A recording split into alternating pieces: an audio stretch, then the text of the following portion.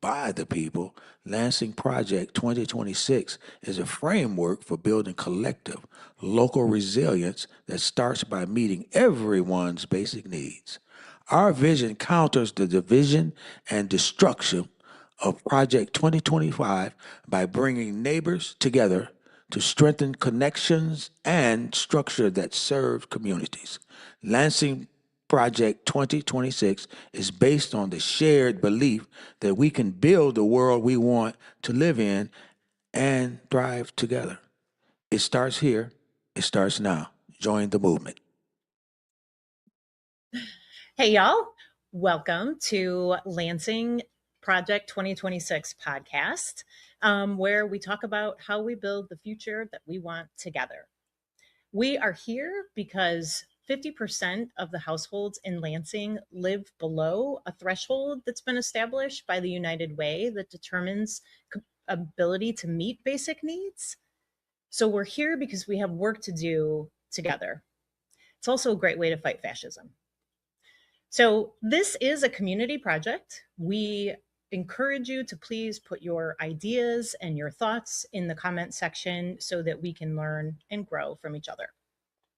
I am one of your co-hosts, Tanya Pislowski, and I'm going to turn it over to Jerry. And I'm Jerry Norris here with the Fledge, and we're going to use this opportunity to build on the show that we had last week with Miss Chantel and her talking about her life experiences and how that got her to where she is now, and working with the unhoused, but being unhoused herself.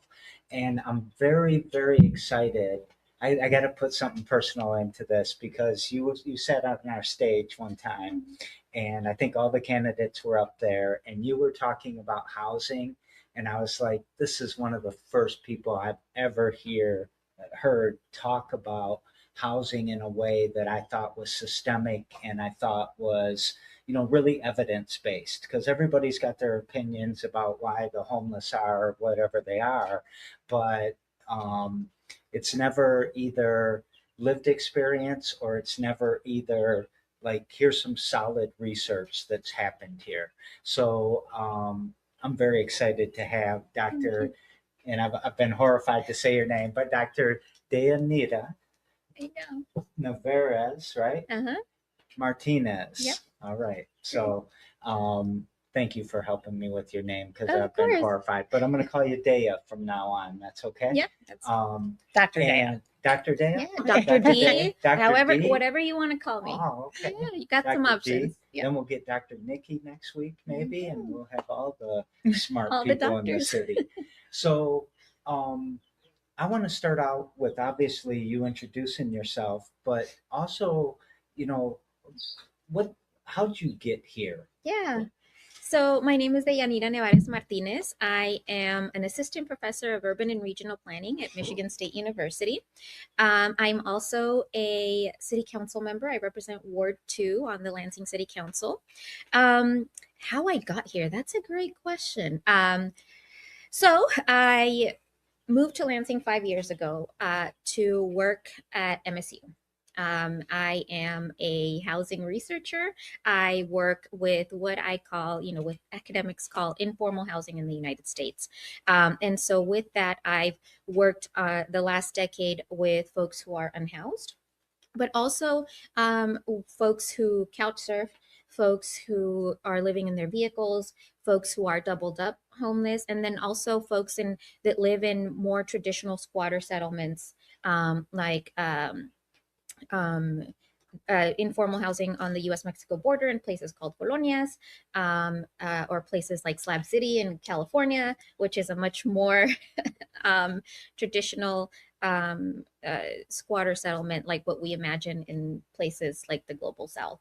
And so I ended up in Michigan because I ended up at MSU. My sister had lived in Michigan previously. She went to that school. To the University of Michigan. She's a neuroscientist. And we always talk about, we never, we don't think we have like ancestral connections to Michigan or anything, but we kind of have ended up here and we feel like she loves Michigan. She lived in Ann Arbor for 5 years. I love Michigan. And our brother, when he was still alive, he recently passed. When he came to visit, he's like, I don't know what it is about this place, but I really like it. So there might be something like the ancestors calling us back here. We always talk about it, but there's something about this place. And I don't know if you all know, but Michigan is an indigenous word for water, and Michoacan is also an indigenous word for water. So there may be some connection there with like folks who, and so this place has really become my home. My children don't remember living anywhere else than here, and so that's how I ended up here. Was there something when you were young that brought you into the housing work and then brought you to Michigan? Yeah, so I actually came into the informal housing research world because the town where I grew up, San Luis, Arizona, which is in Yuma County in Arizona, is classified as a colonia. And colonias are these informal settlements along the U.S.-Mexico border. They appear in California, Arizona, New Mexico, and Texas. And they're these old, the legislation classifying them as federally recognized colonias didn't happen until the 1990s with the Cranston-Gonzalez Affordable Housing Act. But there's, because of the way that borders are, there are documents dating them back to like the 1800s. And so these settlements have been there for a really long time. But what classified them, what the federal government was interested in, is that these places in a lot of instances don't have access to potable water, don't have connections to electricity, don't have paved roads. And so my hometown is a colonia. And so that's really how I got interested in this like informal housing issue. And so when I was in graduate school, being in Southern California, I did my PhD at UC Irvine. There's no way you can ignore in homelessness. Like it's really, there. And so I was making these connections that informal housing isn't just about places like colonias. It's really a wide-ranging housing types. There's lots of different ways that informal housing manifests itself in the United States. And with a couple of colleagues, I actually we've written an article about what the different types of informal housing in the United States are. And so there is what we classify the colonias as, which is informal subdivisions. There is also informal occupation of public space, which is homelessness. There is also informal occupation of private property, the repurposing of private property, which is squatting in places like Detroit and some of these, Buffalo, Philadelphia. Folks are doing some of this in some of our, vacant housing stock. And we also have informal infill, which are unpermitted apartments, these types of other housing types that happen a lot in big cities that have no ability to like grow in LA, New York. And so it sounds, for a really long time, we in academia and folks who study housing, we were convinced that we did not have any informal housing in the United States because we didn't have squatter settlements like you see in Mexico City or like you see in Brazil or in, some of these in Asian countries. But that's just because it looks different, not because it doesn't happen. And so part of the work that we've been doing in the last 30 years has been to say, no, we actually do. And this is what it looks like. And so that's the work that we've been doing. And so that's how I got interested in this and how I started doing this work. And feeling that, solidarity, and that I grew up in a colonia, and somebody who is growing up in an unpermitted apartment in LA, and someone who is unhoused, we're all suffering from the same thing. We are in these situations because of the same system that is placing us in these situations. And so that's how I ended up doing this work. I'm moving to Slab City when Yeah, I get have you- kicked out of my house anymore. You have a plan? Slab City is not too far from where I grew up in San Luis and Yuma. It's about 45 minutes away. And growing up, it was this place because it's also related to how I got into doing this work. Growing up, it was seen as like this mythical, like that's where the crazy folks that want to be off the grid, who are artists, that's where they want to go live. But in recent years, it's still that, but also families. They've had to put a bus stop there because families who can't afford rent or who can't afford to live have ended up there. And so it's part of this, I did a small research study in Imperial County, which is where Slab City is. And in talking to some of the folks through their COC, their continuum of care, they told me stories about when, folks would find unhoused people, they'd give them a tent and be like, go out to Slab City, here you go. And that's how, and so now it's turned from like a place where people went to be off the grid because they didn't want to be part of whatever, to a place where of last resort, where people have had to go because they can set up a tent or because they can set up a trailer with no connection to water, electricity, or whatever, but they'll be left alone and will be able to still send their kid to school. Or and so it's one of the things that's related to how I ended up doing this work. And wondering the connection now, you are here with bringing all of this experience that you've had and your expertise. How do you think about that story of housing here locally in this community, and how would you describe where we are and what maybe we should be focusing on? So we are in many ways in the same place that a lot of cities in the US are, and actually not a lot, all cities in the United States, and not just cities, like our small towns, our townships, everywhere in the world, we are having this situation.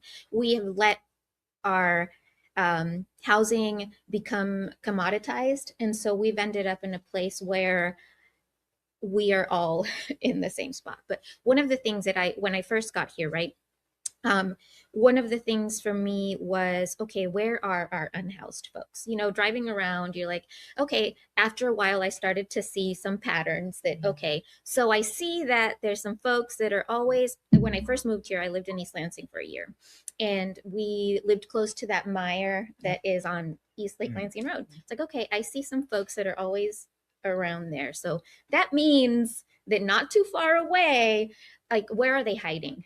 Because because of how big the locations are in Orange County, there is no, like, people are just everywhere. Here, I realized really quickly they're hiding somewhere because I know they're here and I see them sometimes, but it's not totally in your face all of the time, especially in places like East Lansing, because there, like, if you're seen, they'll pick you up and either drive you to Lansing or, run you out of town. And so it was very, for me, easy to see that there were some folks that were really struggling. And then also having to hide is probably another layer of, like, there's some criminalization going on. And then when the winters get here, someone who grew up not in places where it snows, also, I, like, right away, I was like, okay, what are people doing during the winter? Because it's hard. And that's when that's one of the first times where I became aware of the Pledge as well, because I know that you've had some issues of, like, let's just get people inside and then not being friendly to you, which to me is like, what are we doing? Like, we need all of the help that we can get. How are we not supporting, And so I think those were the first things that I kind of noticed in town that we are dealing with. The bigger picture, I think we don't have enough housing. And this is the frustrating part for me sometimes, is that people don't understand the housing market, right? And so they're like, oh, but we have all this, the housing market is segmented, and we have a lot usually at the top, right? Luxury apartments or places but we don't have very much in the middle and basically nothing at the bottom. And when I'm talking to folks about this, I always get the same response. And this is whether I'm in academic spaces or where I'm in political spaces or wherever. And people just will ask me this question, and they think they got me because they'll be like, well, do you just think we should give people housing? Yes, absolutely. Like, yes, even if they can't pay for it. I think housing is a human right, and we need to figure out how to do this. There is going to be, I think that we need to figure out a way to provide housing for people who will never be able to pay us for it. Mm-hmm. We also need to be able to figure out how to give housing for those folks who may be in a transition, who right now need the help, but might be able to transition into a regular apartment later or whatever. But that could take a while, and that's fine. It could take 6 months, it could take 2 years. We could figure it out. Yep. And then there'll be those folks that don't, don't need the help, and that's fine. But one of the things that I talk about that I think a lot of people shy away from is talking about public housing, because public housing has become a dirty word in our country.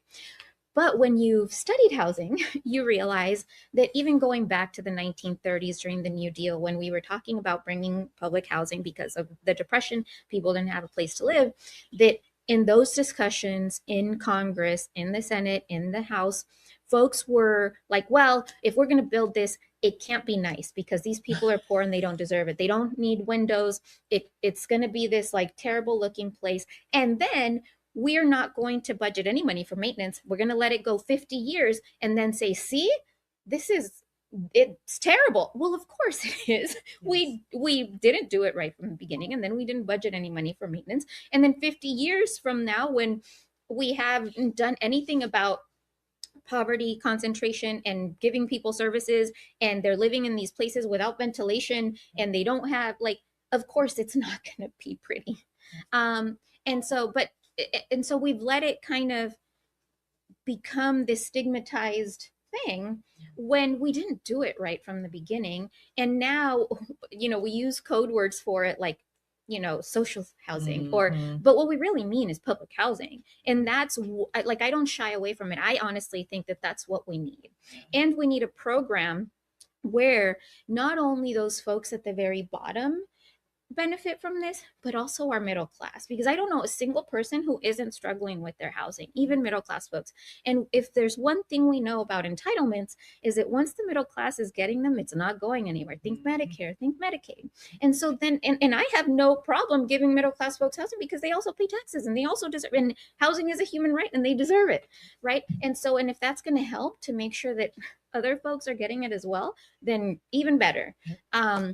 And so in my scholarship, that's one of the things that I want to bring to the forefront and make sure that we're talking about it. And not just in my scholarship, obviously. Now I'm in these other spaces where I'm trying to do that. At the same time, we don't have a system right now where that is possible. And so I'm trying to figure out ways to work within the space that I am, right? And so I'm not necessarily a total believer in incrementalism, but that's what we have. That's what the system we have is built for. And in places where we can maybe move around it, we should.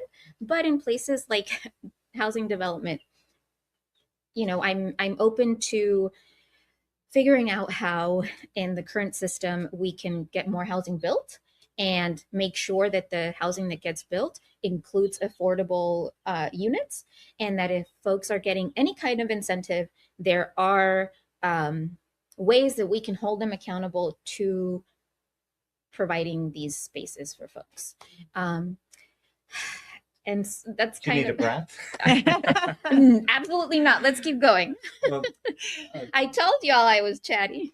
2.2 billion in the first 17 days of this war would create 1.25 million houses. We could end homelessness. The yes. numbers that the National Alliance to End Homelessness has come up with, that we could end homelessness, is less than what the Department of War is asking for what they're currently doing. I am a research fellow of the National Alliance to End Homelessness. And so to me, these wars are insane. We're putting so much money into it. Not only could we solve homelessness in our country, we could also give people free college and free healthcare. And those of us who were first gen, and ended up with student debt because there was literally absolutely no other way that I could have gone to college, because I couldn't call my mom for money. She was calling me for money. Like, we could be like, all right, no more student loan. Like, it's paid off. And then when people are like, oh, but what about all those other people that already paid them off? Give them their money back. Like, I probably could afford it with all these billions of dollars we're giving out to folks. And It's never been about money. no, it's not. Like, and the thing is that when the only times when the question is asked, well, where are we going to get the money from, is when it is to help people. Yep. When it is to bomb countries or nobody bats an eye, nobody asks the question, right? For billionaires who, again, if you take the money that Zuckerberg and Bezos and Gates and like two other people, the Tesla guy, Musk, we could end poverty not only in the US, in the world, and they'd still be rich. Like, that's the thing that's still be filthy. Yes. Filthy rich. And so it's never about we're gonna run out of resources. It's we don't believe poor people deserve these things, and we don't want to give them to them. How do you think that, like, we can inspire some sort of empathy, even just in our community, if not a global one? Because I know what, Chantel talked about free housing. Chantel talked about kind of housing first models. Yep, absolutely. And I know when I bring that up, I'm a commie bastard and all these I things. just wrote, well, we're both commie bastards, I guess, because I just wrote a piece for The Conversation on the federal government's move from housing first to treatment first, which is not. The research over decades shows that housing first is what works, and that putting money into permanent housing is what works, not into these transitional models. And they're we're going to teach them self-sufficiency. Like, that's the folks that are really going to be hurt by this are folks with like disabilities, with like they want to be self-sufficient, but they need help as well. Like, and it's really frustrating when you're someone who knows what the research says and then being told by folks who have never worked in the field, who have never done research, who don't even care to read the research, are making these types of decisions that affect people's lives. And I think one thing that I will say, because I have so many conflicted feelings about this, with the Mod Pods. This was approved before I got on the council. But it was approved. Don't worry, the council didn't get to approve it anyway. Yeah, I know it. And honestly, this is a conversation that I had with previous council members before I even got on council. The frustration that I have, and it's complicated because when they were going through this and saying, okay, it's going to be $600,000 plus whatever the contract is for whoever is administering it. I've seen these things before, how much they cost and how much overhead is and all of these things. I did a calculation like really quick and I sent it to a couple of folks and I was like, okay, with the money that you're spending on this and looking at the point in time count, how many folks we have in our community who are unhoused, looking at the average rent in our community and looking at the vacancy rate that we have, because I'm a researcher, this is the way that I think about things. You could have paid for an entire year of rent for every single unhoused person in our community with that same amount of money. And that's what's frustrating, because now what we have is putting them in like a 10 by 10 shed. Instead of, like, we could have put them in an actual apartment and have, and then we would have had that year to, okay, maybe what services do you need? How, maybe somebody could just like, this is just the year I need to save a little money while I'm working. And then now I'll be cool. And the city won't have to pay for my stuff. Some people can't work. Yep. And then, okay, now we figure out what services can we get them? And then can we get a voucher? Can we like whatever? But now what we have is this. And I want to make very clear, I am supportive because we have it and we need to figure out how to make it work. Yeah. But again, as a housing justice scholar, that's how I see myself. I feel like things like small, housing villages or like safe parking programs, sanctioned encampments are literally the lowest bar that we can get to. And it's between a rock and a hard place, because I of course, if the option is nothing and the Mod Pods, well, let's have the Mod Pods. But why are we in this situation? That is the hard, I think, thing for me to deal with. But again, like I said, I'm supportive. We have it now. Let's make it work. Let's make it successful. And one of the things that you asked earlier about, well, how do we make people have empathy, or how do we? That's actually one of the things that I see a little bit of a bright light in. I've been having the like Ward 2 constituent meetings because the site that has been picked is in my ward, and I truly do believe that that's the best site for this. So again, I'm willing to go out to my constituents and say, hey, we need to make this a successful project.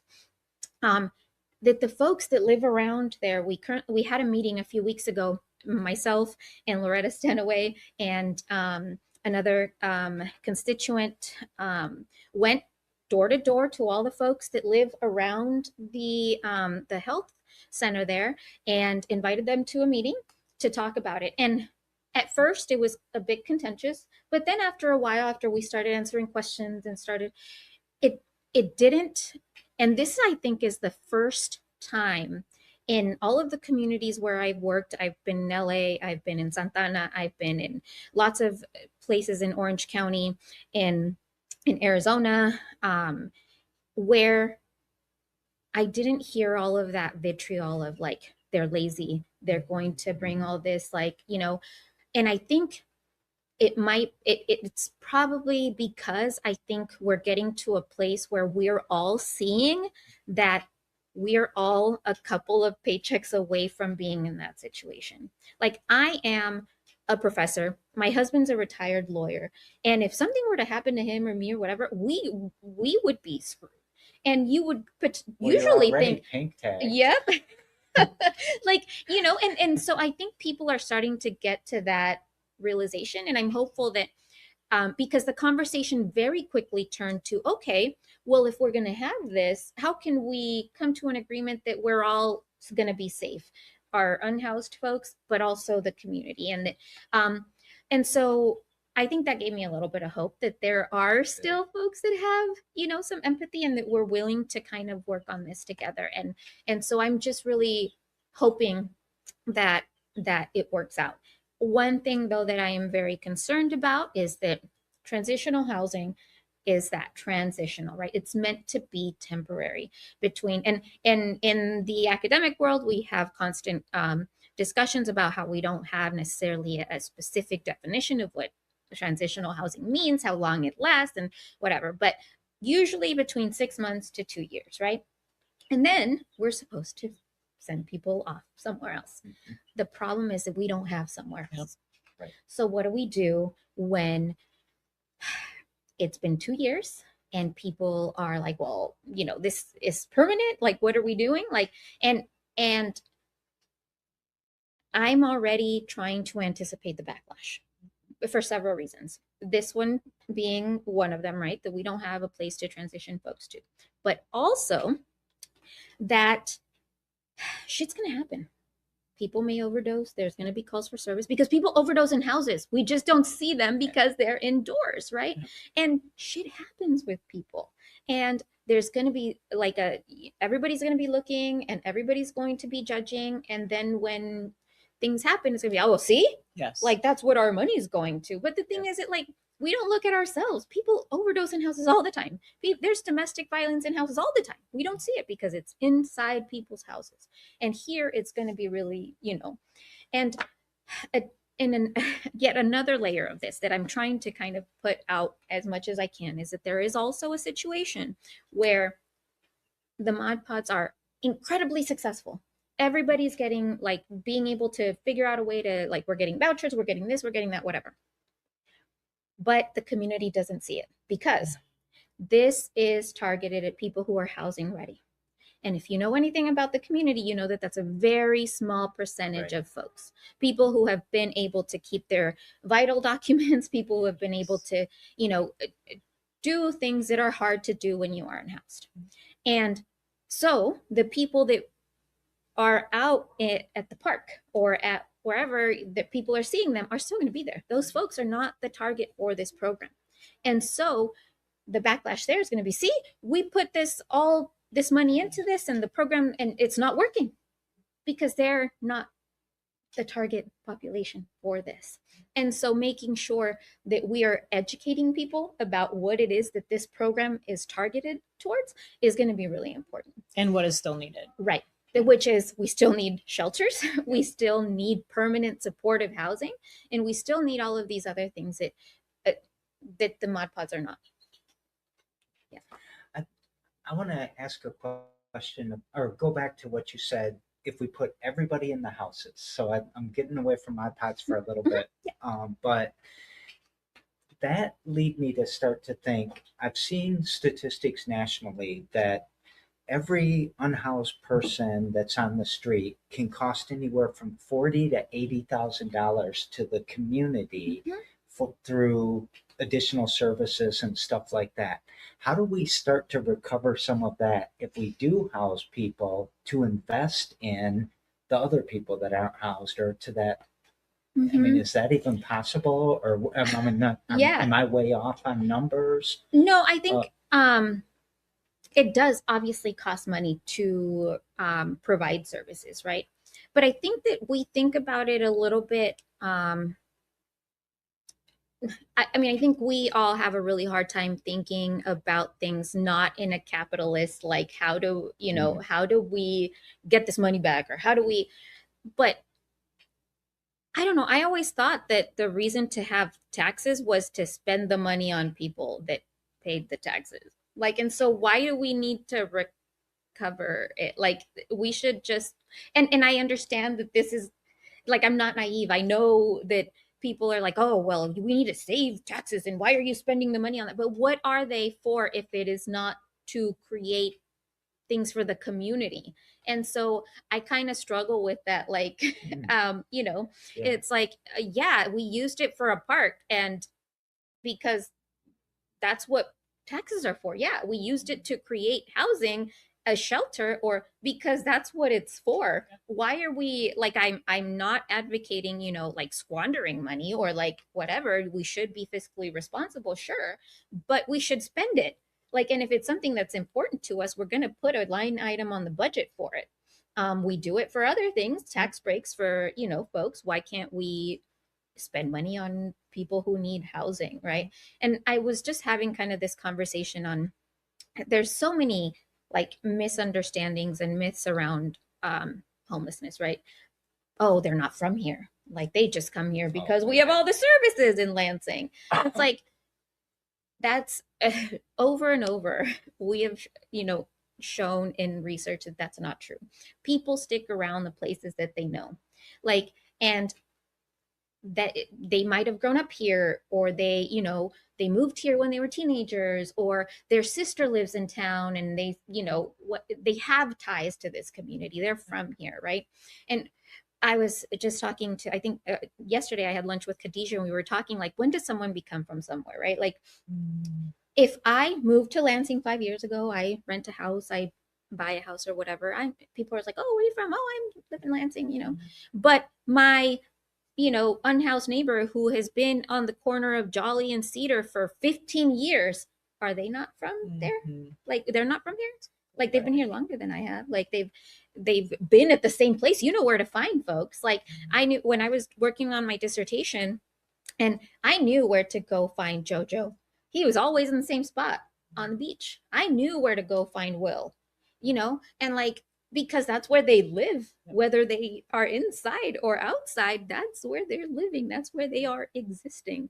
And so people will always tell, oh, well, they're coming here because Lansing has all the services or whatever. And that, to some degree, like, it's yes, there are services in Lansing that maybe don't exist in East Lansing on purpose, but that person who goes from East Lansing to get the service will end up back in East Lansing because that's what they're from, or where they're comfortable and where they've been. Same thing with all of our other areas. And so, I think there's a lot of education that people need to get that we haven't put out there. In California, it was the number one, like, oh, well, people just come here because of the weather.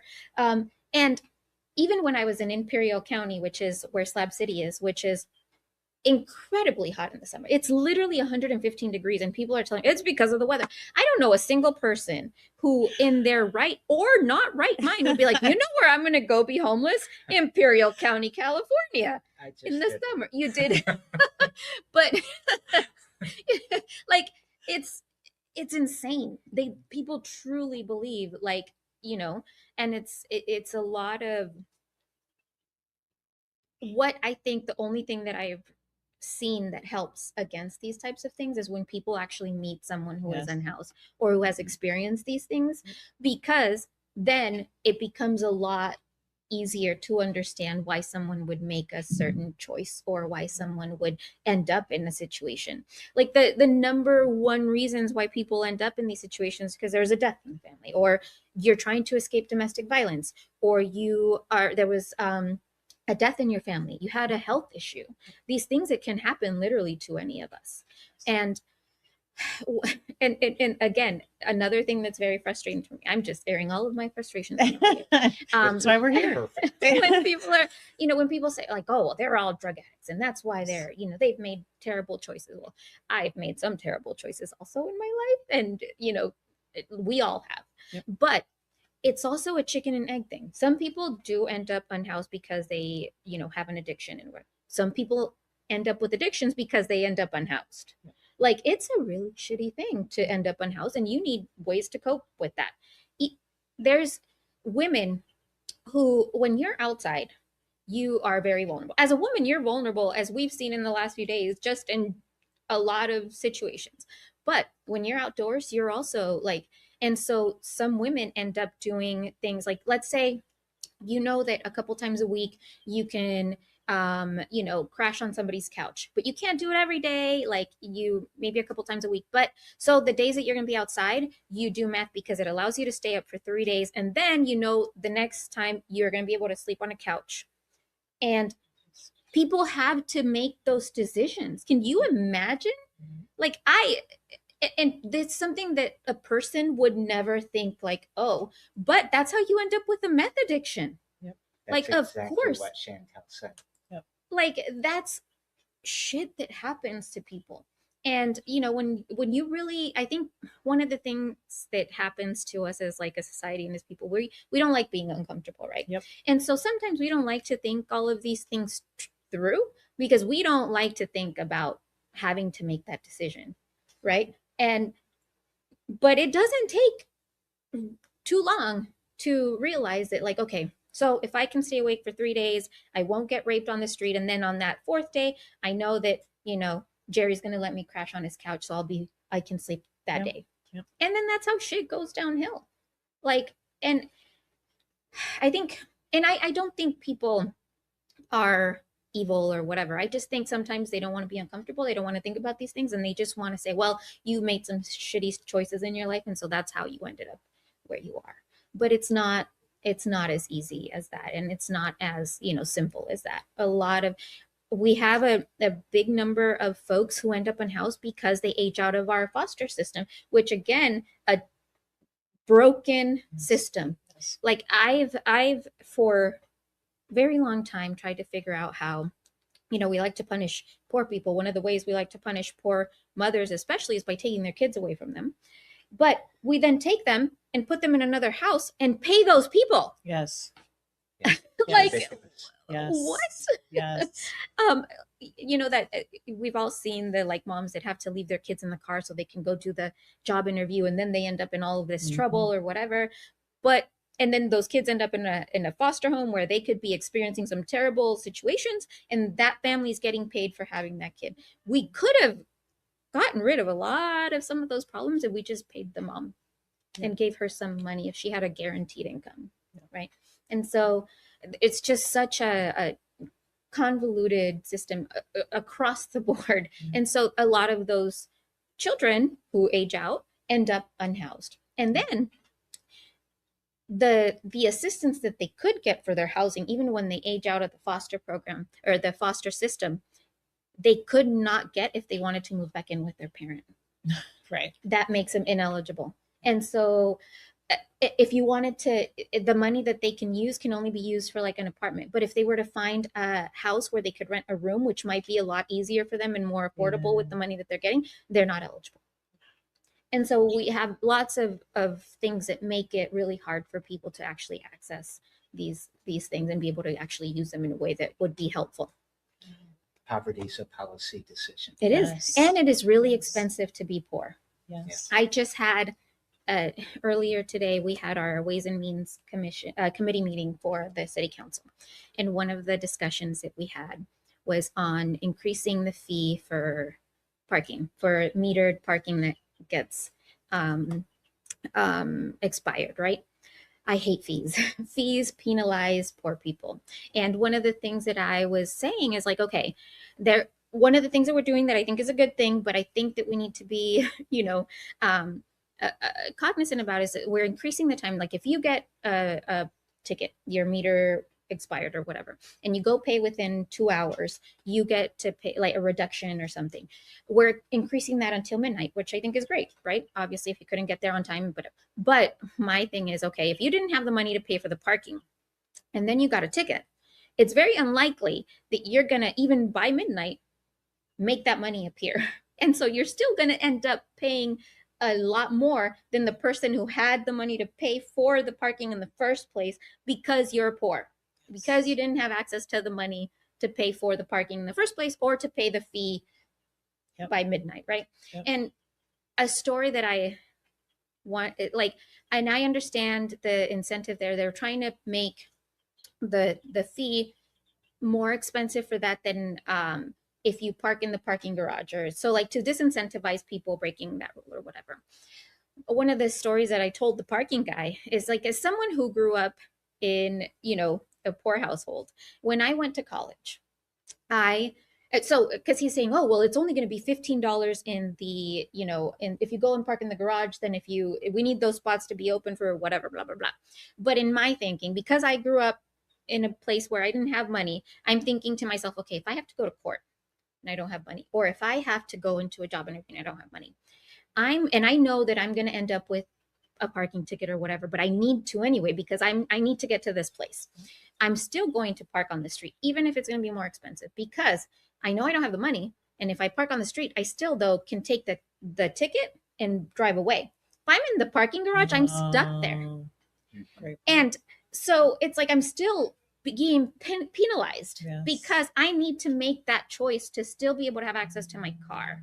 And the reason that this is really, it really got me emotional today, because when I was in college, I needed to go to the financial aid office.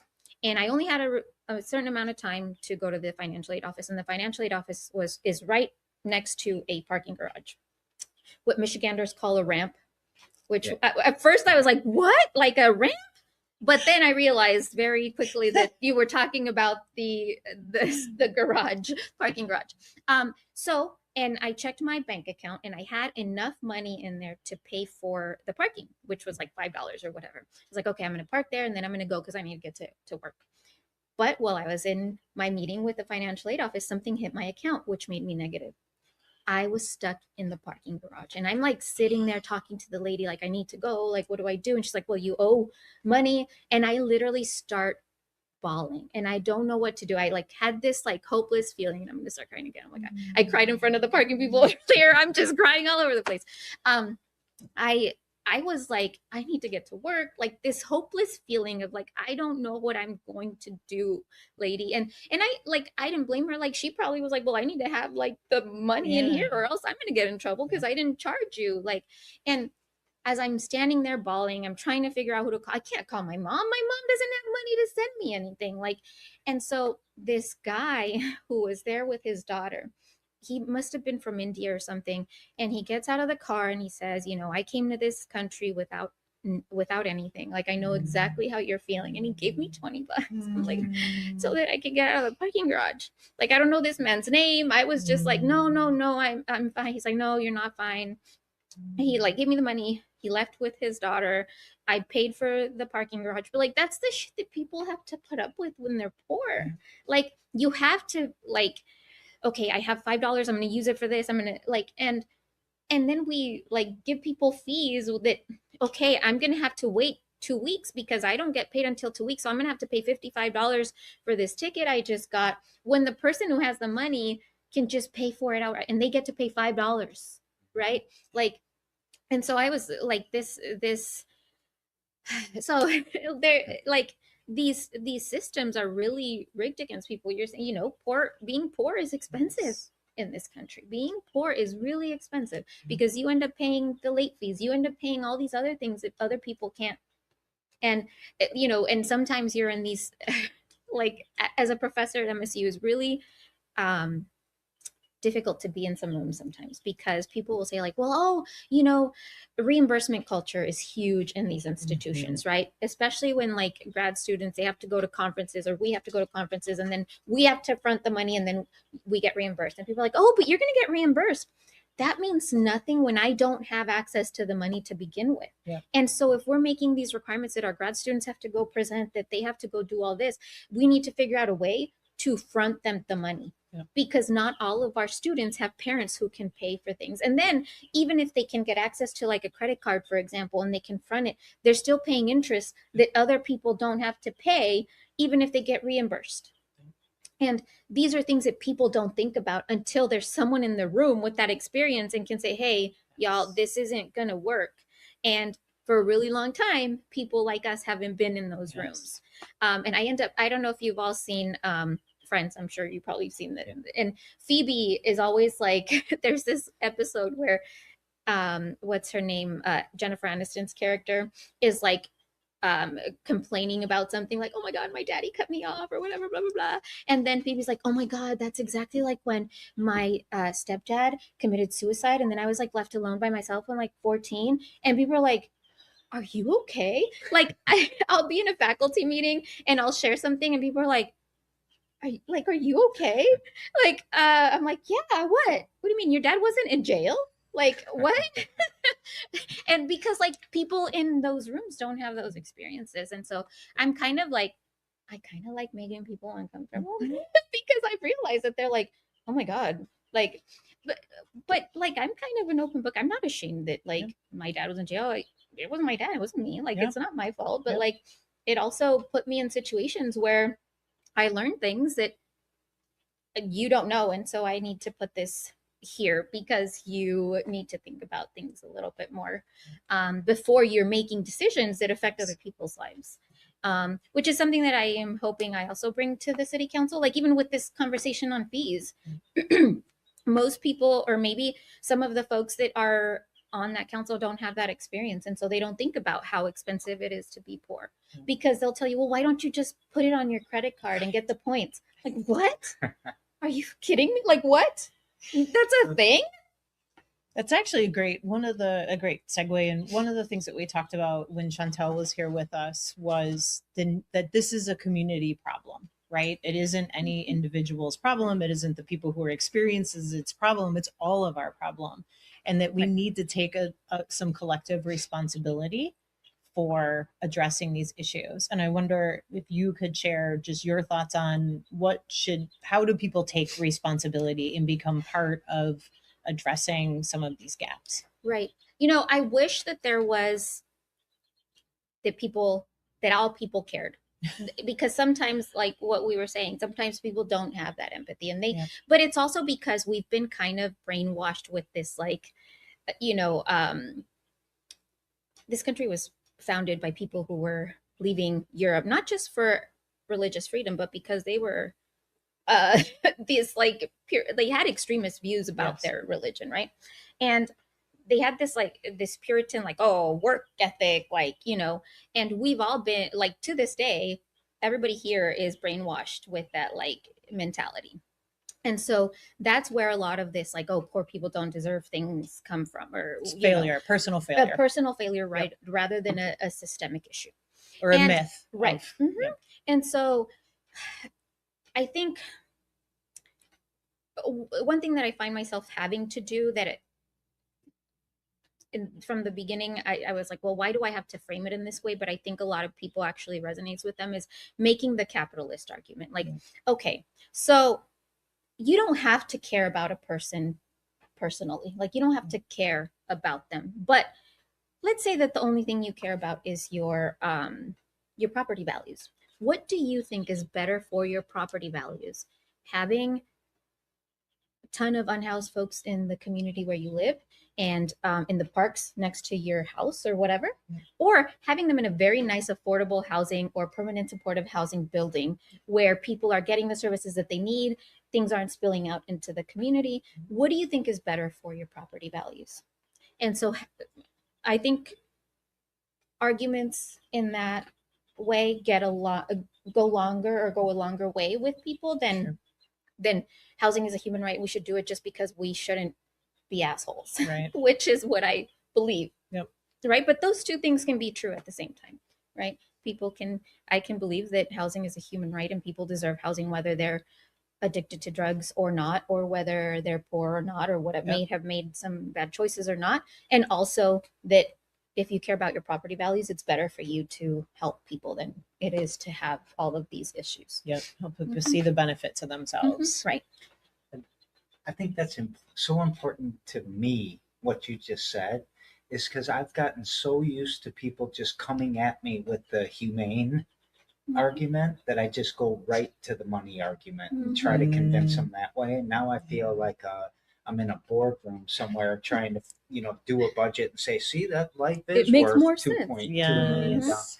But people I'm that going resonates. back to starting with the humane though first, Yeah. because I think we need to normalize that Right. more. Yeah, those two So things thanks for can doing be that today. can be true at the same Yeah. time. Like even so, when I was at in grad school at UC Irvine, one of my professors was leading a study to figure out how much homelessness cost Orange County. Something like $2 billion in people going into emergency services when they need, instead of getting preventative care, and calls for service from the police, those types of things, that is less money than what it would cost to house people.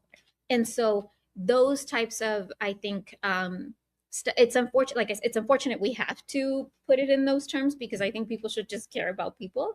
But if that's what they want, the research is there, the proof is there. It is cheaper to do these things than it is to let it just not do anything about it. Yes.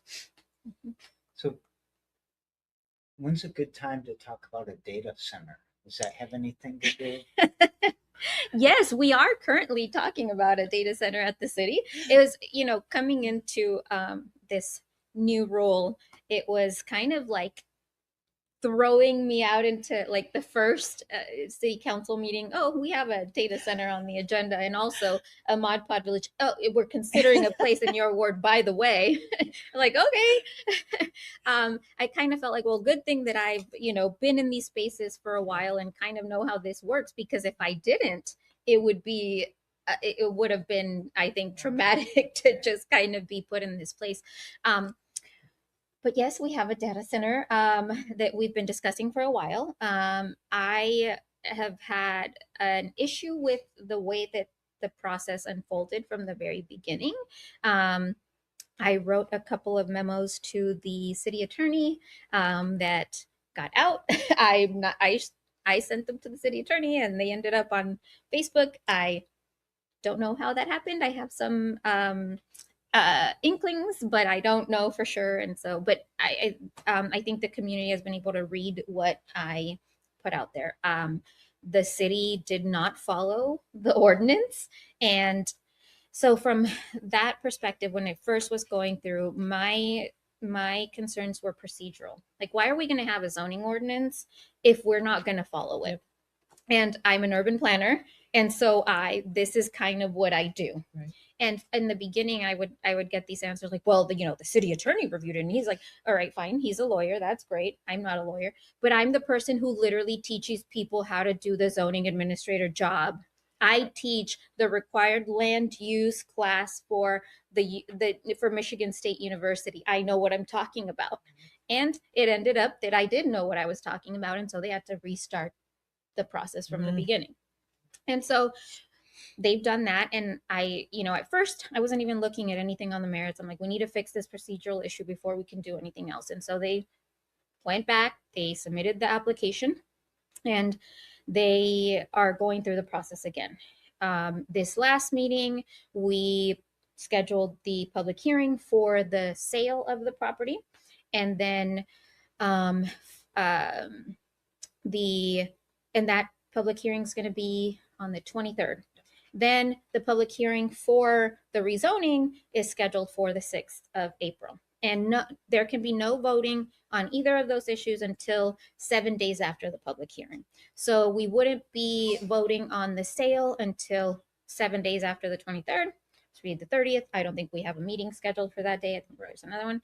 Then 7 days after the 6th, which would be the 13th. Again, I don't think we have a meeting scheduled on that day. So it would be the next one.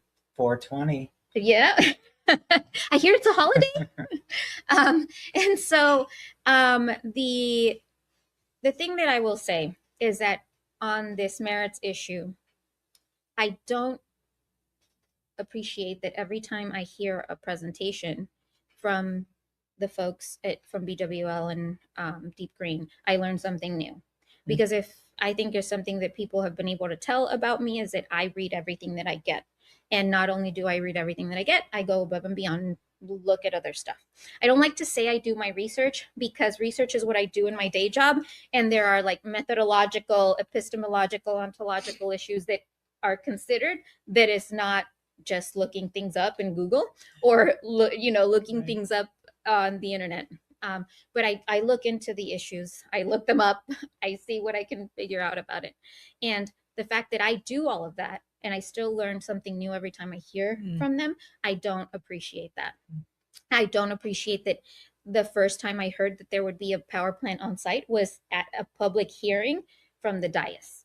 And which I learned it at the same time that Jerry learned it when we were at the public hearing the first time. And so I don't like that. I also don't like that the first time I hear about Bloom Industries or whatever is at the Planning Commission meeting. And the only reason I, as a council member, was at the Planning Commission meeting is because I'm the ex officio member of the planning from the council on the Planning Commission. My colleagues weren't there. And so I'm texting one of my colleagues like, who the fuck is Bloom? Like, did you know about this? And they didn't. And even, the council president was quoted in the newspaper saying he didn't hear about them either. I think he said something like he trusted BWL or whatever to do if that's who they were going to use or whatever, but he also didn't know about it. And so I don't like those things. And I have spoken to the council president, I have spoken to the mayor, that I'm leaning a very strong no on this because of those things. I also, in addition to finding random things out in the newspaper or in public hearings, I've been looking into Bloom and the 4 different types of T-cell plants that they do, fuel cell plants that they do. And all 4 of them are not something that I want to have in a downtown. I go to Jackson Field with my kids a lot. My oldest son plays baseball. Literally 2 blocks away, we could have a Chernobyl situation. Like, that's not something that I think, because the 4 different types have toxic chemicals that are going to have to be stored on site until we can safely remove them. There's risk of explosions. There's and to be fair to Bloom, all of this stuff, they are very transparent. It's on their website. You can read all about it. They have their own, things, but that's because they're based out of California. If you know California environmental law, you have to. It's a lot stricter than a lot of other places. And so I think that for me, the risk calculation would be different if it was 1,500 jobs that were going to come with benefits and with, pensions. And I may be in a more difficult spot whether I'm going to say yes or no, because I still really obviously care about the environmental issues. But that would be a way harder decision than it's going to be 15 jobs max. Maybe. Right. And so it also would be different if it wasn't in downtown, a place where we, as even before I got on council, investing millions of dollars into trying to revitalize and get people there. And we're going to put all of that investment at risk for this, that's also very hard for me to stomach.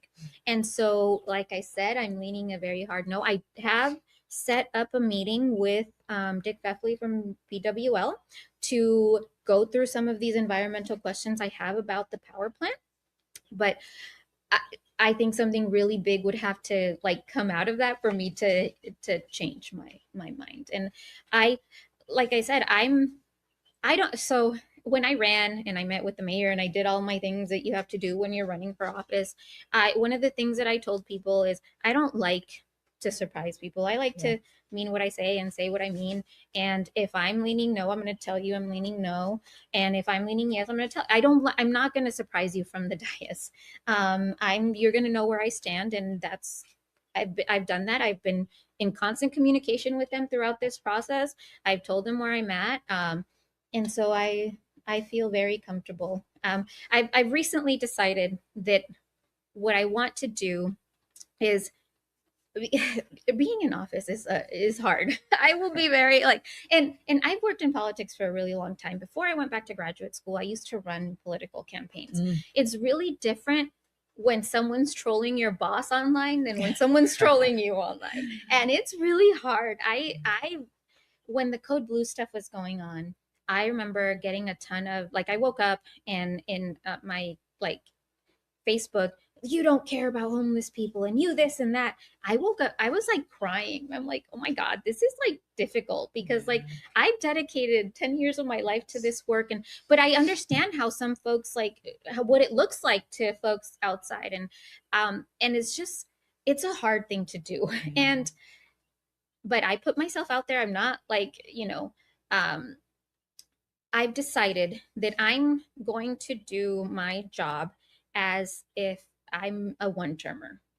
Like that doesn't mean that I'm not going to run again or that I'm not, but like I'm not thinking about that because I think that gets in the way of like the decisions that you're making and like I honestly would be fine being a one-termer. Like I have a very full life. I have several jobs that I'm doing and I have several spaces in which I can make a difference. If I'm not on the city council, I can show up to the city council with my research, or I can continue to write op-eds and I can continue to write things, white papers and briefs that will help policymakers and be on the research council for the National Alliance to End Homelessness.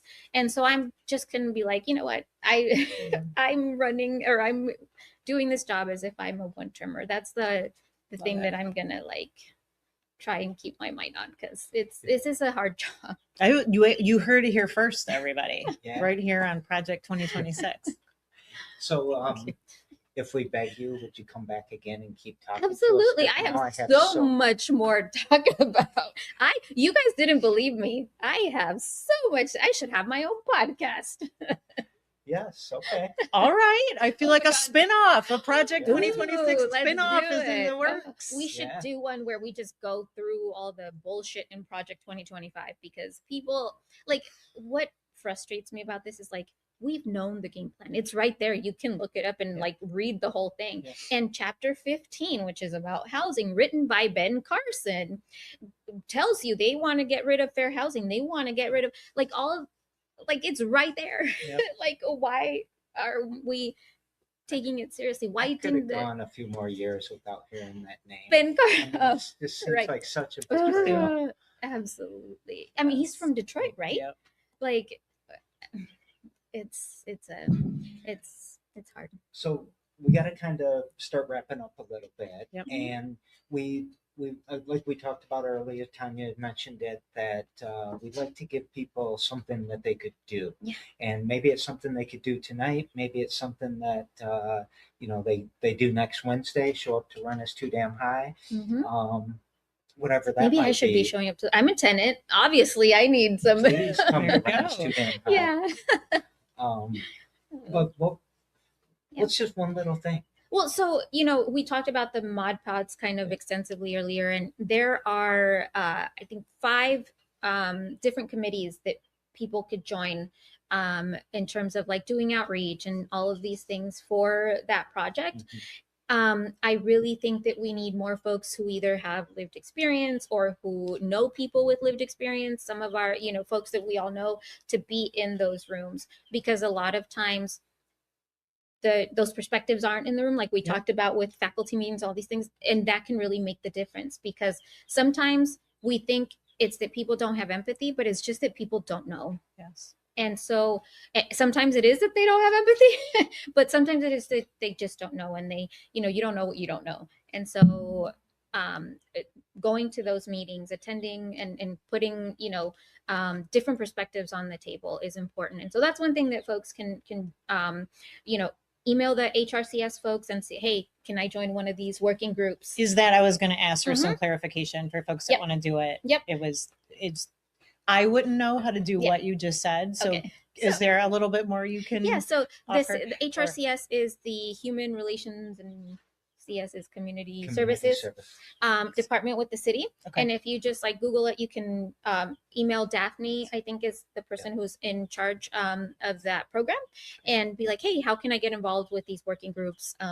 Yeah. And then I also have a constituent meeting on the 26th from 6 to 8 at the new election center on Jolly. And the HRCS folks will be there. Great. And so that could be a way to connect as well. And if you live in the second ward, come to the meeting. I'm hoping that Brett Kaczynski from Parks and Rec will come, because Ward 2 is the only ward that doesn't have a community center. And so we're trying to work on doing that. The Parks and Rec folks have put out an RFP to see where it could go, and do some surveys of the community, what they'd want to see there, those types of things. And so if you live in Ward 2, show up and come and hopefully learn about that. Get one of those big car dealerships in Pennsylvania with the glass showrooms and the welding you could do in the back. That I've always wanted to do that. Well, there's That would be always so there's badass. also like we don't have a library in the way that other places have a library on the south side. It's in the strip mall on Cedar, so like hopefully that will include also having a library, having some sports things.